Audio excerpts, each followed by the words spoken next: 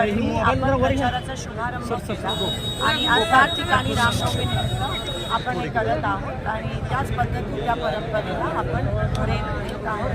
विठ्ठलाच्या चरणी प्रार्थना केली की महाराष्ट्रातल्या शेतकऱ्याचे जे संकट आहे ते लवकरात लवकर दूर कर आणि ह्या महाराष्ट्राला संकटापासून मुक्त कर अशी प्रार्थना मी विठ्ठलाच्या चरणी केली. आणि त्यासोबत मी नेहमी जेव्हा विठ्ठलाकडे येते तेव्हा माझ्या मनात कृतज्ञतेची भावना असते आणि भरून येतं मन जेव्हा विठ्ठलाचं दर्शन मिळतं.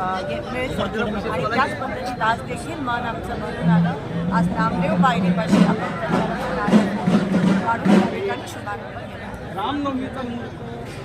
रामनवमी चांगला दिवस असतो म्हणून तो अर्ज ठेवला या पायावर माझा प्रश्न राहिला आपण दरवेळी अर्ज ठेवतात का आज मुखदर्शन होत आहे म्हणून अर्ज तो ठेवलाच जातो. तो प्रत्येक वेळेस विकसित आहे. उद्या तो ठेवला जाईल वेगवेगळ्या ठिकाणी. आम्ही 7 ठिकाणी ठेवणं शक्य नाही. आज प्रचाराचा नारळचा शुभारंभ इथे काही 40 वर्षापासून विकास केला नाही असा काल आरोप फडणवीस साहेबांनी केला. सोलापूर जिल्ह्याचा 40 वर्षापासून विकास झाला नाही.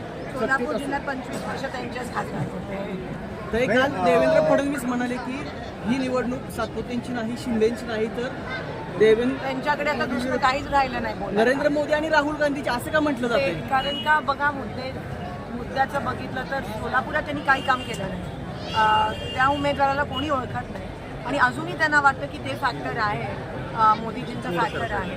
आणि त्यावरच म्हणजे अजून तुम्ही लोकांना किती अपमान करणार आहात लोकांचा आणि तुम्ही अजून किती लोकांना फसवणार आहात तर लोक समजून चुकले आणि एक प्रकारचा रोष दिसून येतो बीजेपीच्या विरोधात लोकांमध्ये. तो तुम्हाला दिसून यायचा. शरद पवार, मोहिते पाटील आणि सुशीलकुमार शिंदे परत बऱ्याच वर्षांनी तिघे एकत्र आलेले, काय फरक जाणवणार आहे? नक्कीच तुम्ही बघता दोन्हीकडे कार्यकर्त्यांमध्ये अमाप उत्साह आहे आणि मला असं वाटतं अकलूजकर आणि सोलापूरकर जेव्हा एकत्र येतात तेव्हा विकास नक्कीच होतो.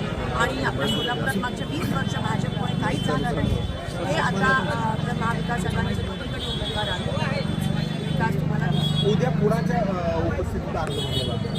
उद्या आमचे सगळे महाविकास आघाडीचे जे नेतेगण आहेत सोलापुरात आणि त्या ठिकाणी नाना पटोलेजी पण येणार आहेत, शिवसाहेब पण असणार आहेत. त्यांच्या उपस्थितीत आम्ही काही वाहिन्यांचे ओपिनियन पोल आले त्यामध्ये महाविकास आघाडीचं चांगलं वातावरण आहे. मात्र सोलापूरमध्ये थोडीशी टक्कर दाखवली जाते. काय प्रयत्न आले? अजिबात जे काही ओपिनियन पोल झाले तर ते बॅन करायला पाहिजे.